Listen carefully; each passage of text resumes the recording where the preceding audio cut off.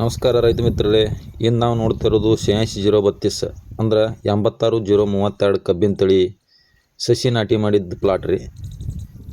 ನಾ ಮೊದಲೊಂದು ಯೂಟ್ಯೂಬ್ನಾಗ ವಿಡಿಯೋ ಹಾಕಿದ್ದೆ. ಈ ಪ್ಲಾಟಿನ ಪ್ಲಾಂಟೇಶನ್ ಡೇಟ 24ನೇ ತಾರೀಕು ಡಿಸೆಂಬರ್ 2025ನೇ ತಾರೀಕು.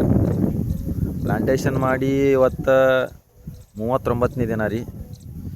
ಅಗದಿ ಚೆಂದಾಗಿ ಎಲ್ಲ ಕಡೆ ಒಂದೇ ರೀತಿ ಮರಿಗಳ ಸಂಖ್ಯೆ ಬಂದದ. ನೀವು ಇಲ್ಲಿ ನೋಡ್ಬೋದು ನೋಡ್ರಿ, ಮರಿಗಳ ಸಂಖ್ಯೆ ಎಷ್ಟು ಬಂದದ, ಎಷ್ಟು ಚೆನ್ನಾಗಿ ಬಂದದ ಅಂಥೇಳಿ. 1 2 3 4 5 6 7 8 9 10 11 ಈ ಕಡೆ ಒಂದು 12 13 ಈ ಮದರ್ ಶೂಟ್ ಬಿಟ್ಟೆ ಅಂದರೂ ಒಂದು 13 ಮರಿ ಅದಾವ್ರಿ ಈ ಕಬ್ಬಿಗೆ. ಇದೇ ರೀತಿ ಇಲ್ಲಿ ಆದರೂ ನೋಡ್ಬೋದು ಎಷ್ಟು ಚೆನ್ನಾಗಿ ಬಂದದ ಅಂಥೇಳಿ.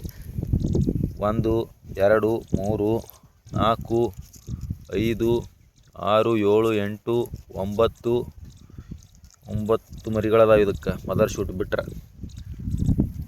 ಈ ಮರಿಗಳ ಸಂಖ್ಯೆ ಮೇಲೆ ನಾವು ಮುಂದಿನ ಕಬ್ಬಿನ ಇಳುವರಿ ಡಿಸೈಡ್ ಮಾಡ್ಬೋದು ರೀ. ಯಾಕಂದ್ರೆ ಎಷ್ಟು ಜಾಸ್ತಿ ಮರಿ ಸಂಖ್ಯೆ ಇರ್ತದೆ ಅಷ್ಟು ಇಳುವರಿ ಬರ್ತದೆ. ಇದು ಸಾಲಿನ ಸಾಲಿಗೆ 5 ಫೂಟ, ಅಗಿಯಿಂದ ಅಗಿಗೆ 1.5 ಫೂಟ್ ಅಂತರ ಮ್ಯಾಗ ನಾಟಿ ಮಾಡೇವ್ರಿ. ಒಂದು ಕಬ್ಬಿನ ಸಸಿಗೆ 8-10 ಮರಿ ಬಂದಾವ್ರಿ. ಗಿಡದ ಎಲೆನೂ ತೇಜಿ ಅದ್ರಿ, ಸ್ಟ್ರೆಸ್ ಕಮ್ಮಿ ಕಾಣ್ತದೆ, ಬೇರಿನ ಬೆಳವಾಗಿ ಚೆಂದ ಆಗ್ಯದ್ರಿ. ಒಟ್ಟು ಚಲೋ ಬಂದದ್ರಿ.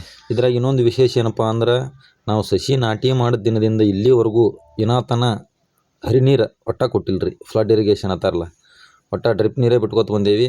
ಮತ್ತು ನಾಟಿ ಮಾಡೋ ಟೈಮ್ದಾಗಾದರೂ ಯಾವುದೇ ರೀತಿ ಬೇಸಲ್ ಡೋಸ್ ಗೊಬ್ಬರ ಹಾಕಿಲ್ಲ ರೀ, ರಾಸಾಯನಿಕ ಗೊಬ್ಬರ. ಇಲ್ಲಿ ತಕ್ಕ ಆದರೂ ವಾಟರ್ ಸಾಲಿಬಲ್ ಗೊಬ್ಬರನೇ ಡ್ರಿಪ್ಪಿನ ಮುಖಾಂತರ ಬಿಟ್ಕೊತ ಬಂದೇವ್ರಿ. ಮತ್ತು ಒಂದು ಡ್ರೆಂಚಿಂಗ್ ಮಾಡೇವ್ರಿ, ಒಂದು ಸ್ಪ್ರೇ ಮಾಡೀವಿ. ಆಗಳೇ ಹೇಳ್ದಂಗೆ ಈ ಪ್ಲಾಟಿಗೆ ಒಟ್ಟ ಹರಿ ನೀರು ಕೊಟ್ಟಿಲ್ಲ ರೀ, ಒಟ್ಟ ಡ್ರಿಪ್ಪಿನ ನೀರೇ ಕೊಟ್ಟೀವಿ. ಡ್ರಿಪ್ಪಿನ ನೀರು ಕೊಡೋದ್ರಿಂದ ಇನ್ನೊಂದು ಲಾಭ ಏನಪ್ಪ ಅಂದ್ರೆ, ನೀರಿನ ಉಳಿತಾಯ ಆಕ್ಕದ್ರಿ.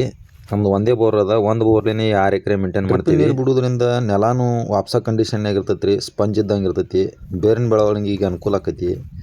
ಮತ್ತು ಮರಿಗಳ ಸಂಖ್ಯೆನೂ ಹೆಚ್ಚಾಲಕ್ಕೆ ಈ ಡ್ರಿಪ್ಪಿನ ನೀರನ್ನು ಸಹಾಯಕ ಆಕೈತಿ ರೀ. ಮತ್ತು ಇದ್ರದ್ದು ಪ್ಲಾಂಟೇಶನ್ ಆದಮೇಲೆ ಫರ್ಟಿಗೇಷನ್ ಸಿಸ್ಟಮ್ ಬಗ್ಗೆ ಹೇಳ್ಬೇಕಂದ್ರೆ, ನಾವು ಯಾವುದೇ ರೀತಿ ನೆಲದಾಗ ಫಸ್ಟಿಗೆ ಬೆಸಲ್ ಡೋಸ್ ಕೊಟ್ಟಿಲ್ಲ ರೀ. ಒಟ್ಟು ವಾಟರ್ ಸಾಲ್ಯುಬಲ್ ಗೊಬ್ಬರನೇ ಯೂಸ್ ಮಾಡೀವಿ.